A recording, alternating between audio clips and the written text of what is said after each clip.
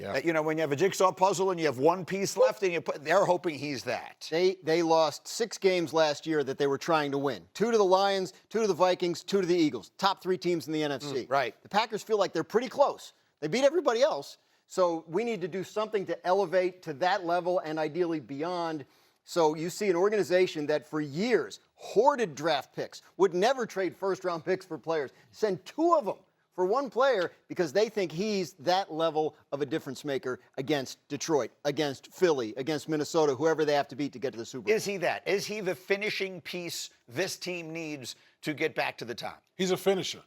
You combine him with Rashawn Gary on the other side, that tandem could be what finishes off games. Remember, they have a very good offense. They're going to be able to score points. But your pass rush is what's going to seal the deal for you. You bring in arguably the best pass rush in the league. Yes, it should help them. J-Mac, quickly, you were telling me specifically the impact he makes on what might be the Achilles heel of their defense. Yeah, when we talk about pass rush, you got to be able to send pressure, maybe by blitzing guys or have 4 guys up front that can go out there and dominate. Micah Parsons is one of those guys. You look at this Packers secondary that lost Jair Alexander. He didn't play much of last season. You're forced to play a little bit more zone than you typically want to. Those guys on the screen, Bo Melton, a wide receiver, converted to a cornerback to add depth for them.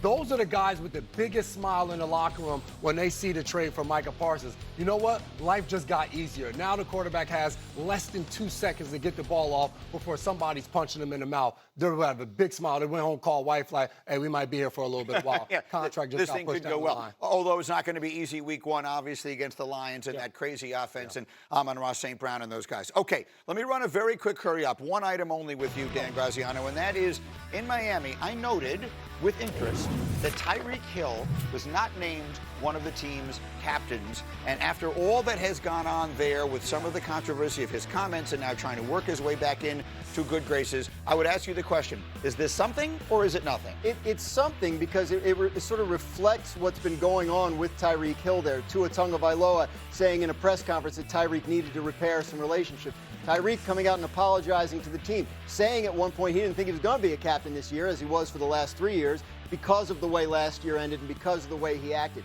When I was at the Dolphins training camp, there was a lot of talk in that building about, we don't have outside expectations anymore. We can get down to the nitty-gritty, the real work. And that includes repairing these relationships that need to be repaired in the building. So everybody said they're working on it, seriously, not just, platitudes and press conferences and stuff. Maybe this is another indication that that's true.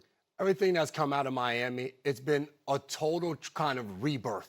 All they've talked about, Brooks, their middle linebacker, this has been the hardest training camp I've been a part of. They had joint practices against 3 different teams. They went on the road for 10-plus days in training camp to do those joint practices. This is a team for the past few years, we've said they're soft. They can't win games in cold weather. They can't run the ball when it matters. This is a team trying to prove not only to the rest of the NFL, but to themselves that they're a team that's actually capable of winning games late in the season. Are you concerned about the Tyreek Hill piece of this? I'm concerned about the culture, and I think that's where it speaks to what Dan is talking about is as far as the culture down in Miami. They had 4 captains last year no longer on this ball club. We've heard Tua Tagovailoa, I think at the beginning of training camp, talk about how there's still work to be done with him and Tyreek as far as repairing that relationship. I mean, think about this. You're making these comments in training camp. You've had all offseason, OTAs, minicamp, and you're still addressing this. There's a lot of damage that's going on as far as the culture in Miami that gives me pause as far as what is this team going to be as we move forward in the season. I will say this.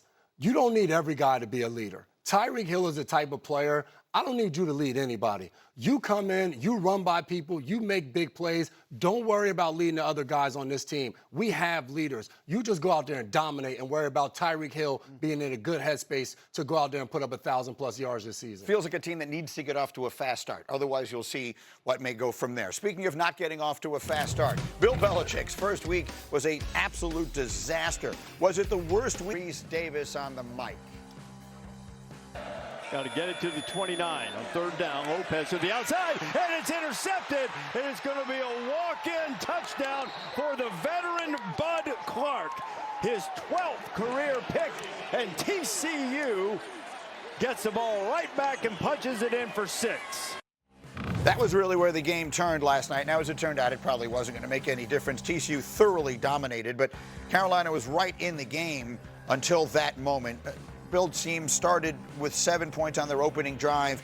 Their remaining 10 drives, they turned in 7 more points and 3 turnovers. At one point, they allowed 41 consecutive unanswered points, the longest streak allowed by Bill Belichick in his over 500-game head coaching career. So it was a disaster, and there's really no other way to describe it last night. Greg McElroy and Heather Dinich with us together. And so this was a huge week 1 for college football in so many different ways, guys. We've talked a lot about who had the best weeks.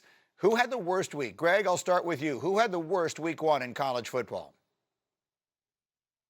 It was Bill Belichick. I mean, the buildup, if you referenced it earlier in the show, Greeny, if you watched that pregame show, it was like I didn't even know who North Carolina was playing if I wasn't just such a diehard. And yet, to go out, to set the stage, to have the energy in the building, and then to get absolutely eviscerated on the field was very concerning. And the worst issue was, from a talent standpoint, we know they have work to do, but it was a scheme standpoint. They left their corners on islands. They allowed big plays. They didn't make second half adjustments. They were not good stopping the run.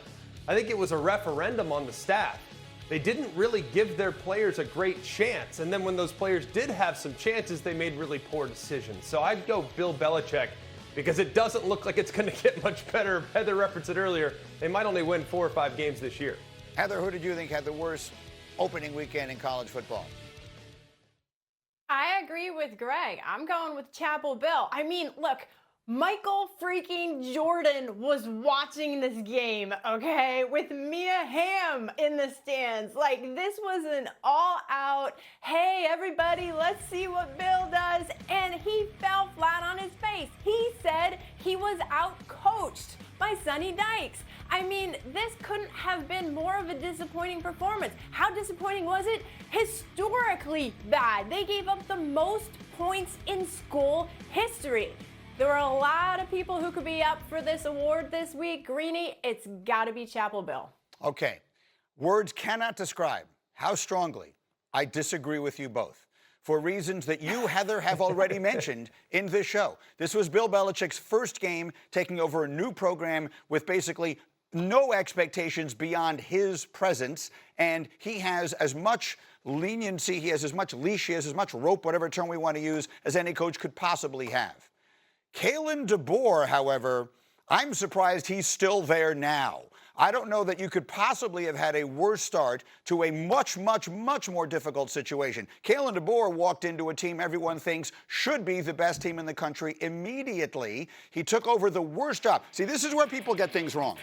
People were saying when Nick Saban retires, everyone says, oh, you got to get the Alabama job. That's the best job in the country. Are you out of your mind? That's the worst job in the country. You never want to be the guy who replaces the guy. The bar is set at greatest coach in history. If you fall anywhere short of that, you're going to wind up with callers to the Paul Feinbaum show, like Legend, who calls in yesterday, and I'm going to give you a little taste because he is speaking for a massive fan base. He's speaking essentially for an entire geographic region of our country when he said this yesterday to Paul Feinbaum. It was bad enough that I had to go on Maury Povich last year before the nation and say that Vandy was my daddy. That was bad a friggin' enough, but now there's a part 2 to Legends football nightmare. I just got my ass run over by the Gus Bus. The friggin' Gus Bus just ran my ass over. I guess it's true what they say, Paul. The Gus Bus wheels do go round and round. Round and round over my candy ass. That's where they went round and round. I've never seen a team more softer, more pathetic in all my life.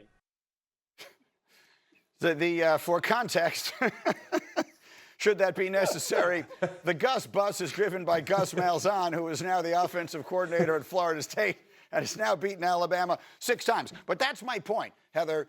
Kalen DeBoer, and I said it somewhat jokingly, and I don't like to joke about people's job security, but I think his is in serious question. I don't care what the buyout is. If this season goes the direction it appears it may go after what was a disastrous week 1, then I think he's in real trouble. To me, you can't have had a worse opening week than Alabama did and their head coach did. Heather. You're right. If this continues, that conversation certainly has to get serious, and I think it probably would, but the buyout is significant. That being said, Alabama could be a 5-loss team this year. I mean, these issues, and I don't know how Greg feels about this, but they're real because they got out-physicaled up front. That was the thing that was surprising about it. And when you get pushed around on the offensive and defensive sides of the ball up front, I mean, that's indicative of a bigger problem, I think. Yeah, Greg, I mean, you were there. You played for Saban. You were on those among the early versions of those really great teams that he had there. I asked the question yesterday, was Carolina's performance a bad game or a bad sign? Which was it? I think this was a bad game. I really believe that. And this will hopefully serve as a wake-up call to the players, Greeny, because while I totally agree with everything you said about Kalen DeBoer and the challenges and the pressure and replacing Nick Saban, the expectation, the Alabama standard, I look at this game and it was a referendum on the players' effort in some cases. That's what was disappointing, and that can flip overnight. Now, we've seen several teams lose week 1, week 2, go on, make great runs, Notre Dame being the best example of that last year. So can it get fixed? Sure. But the players have to look in the mirror. They need better effort, they need better execution, and they need to be the puncher. Alabama, for as long as Nick Saban was there, you could talk about scheme, championships, all this stuff, they were the aggressor. They were the physically imposing team week to week. And you knew, even if you beat them, it was going to be an absolute dogfight. That was not the case on Saturday afternoon in Tallahassee. So they need to get back to being the aggressor, not the one that everyone's gunning at and playing like they're in defense mode. You know, Greg, I think on some level, and you may not have intended to, you may be making my point for me. I sat in this seat or a different one that was similar for the entirety of the Nick Saban era. And at no point did I say the words, this team lacked effort. And that's a point that Dan Orlovsky was making yesterday. And on some level, that is a reflection of the coach. And so that, to me, is why he had overwhelmingly the worst week 1 of anybody in the country. Now, Greg, let's go through some of your grades from week 1 in other places. No one said Arch Manning there. It was obviously a bumpy start for him. What grade would you give the young Texas quarterback after week 1? I'm going to give him a C, Greeny. Passing, but not by much. He's got to learn how to know when to hold them and know when to fold them. Couple plays in which he has to fold them. Take the underneath. Don't get too aggressive. The first play of the game. Get the game started. Little play action. Roll him out to the right. He tries to go for the downfield throw with a guy in his face. Just take the flat. Get the drive started. Live the play 2nd and 6. Instead, he's off his back foot and dirts the ball. A little later in the game, it doesn't get a whole lot better. Now he's trying to press because he hasn't been able to get anything going at this point. Ohio State knows you're not getting over the top of us. We're going to make you beat us by 1,000,000 paper cuts. They're trying to call a shot play. He's got the guy shooting through the middle of the field. Look at the underneath receivers. All these scarlet and gray jerseys have their back to Arch. They're running out underneath it. He throws into double coverage. He can take that underneath player and gain 15, 16, 17 yards. Look, Kenny Rogers, the gambler, know when to hold them, know when to fold them. He's got to understand when to fold them and when those shots can be taken. If he doesn't, it could be a challenging year for Arch Manning. All right, so it was a tough start for him. Let's talk about Lenoris Sellers. I fall in love easily. I have fallen in love with the quarterback of South Carolina. Lenoris Sellers, what grade do you give him for week 1? Well, welcome to the bandwagon, Greeny. He's outstanding. He gets an A. One of the few A's in college football this weekend because guess what? The protection wasn't great. He had to run around and create and buy time. The only thing that kept this from being an A+ is that on a few of his underneath throws, a little bit too much velocity, a little too juiced up. He could be a little bit better for his wide receivers, making some of those throws underneath more catchable. And then if you look at some of the other pieces from this weekend, LSU's Garrett Nussmeier, I'm going to give him a B. Couple off-target throws early, but what I appreciated most about the progress from last year, He didn't take any unnecessary risks. His defense was teeing off. They were harassing Cade Klubnik all night long, and he didn't feel the need to be the hero. Now, he made a couple great throws downfield in the second half once things settled down, but it was not a complete performance. So to think that LSU just knocked off one of the best teams in the country on the road with their quarterback playing less than his usual self, it's a scary thought for a lot of teams out there. Heather, you said yesterday you believe LSU should be #1 in the country this week based on that win, and we'll see if they wind up being. Certainly it was a very impressive win on the road, but does that mean you think they're the best team? Will LSU be the best team in the SEC this year? Well, as of right this second, yes. But Greeny, let me be perfectly honest here. This is wide open. We don't know about Georgia, okay? This Georgia team could be very good. I said weeks ago that I thought Auburn was going to beat Alabama in the Iron Bowl. Is Auburn going to surprise anybody? I mean, there are teams out there like Tennessee that looked great without Nico Iamaleava. It's very early, but yes, if I had to project the SEC champ today, it would be LSU because it's going to be the most complete team with that defense if it keeps playing that way. So Heather has them #1 right now. We'll see if the AP poll agrees.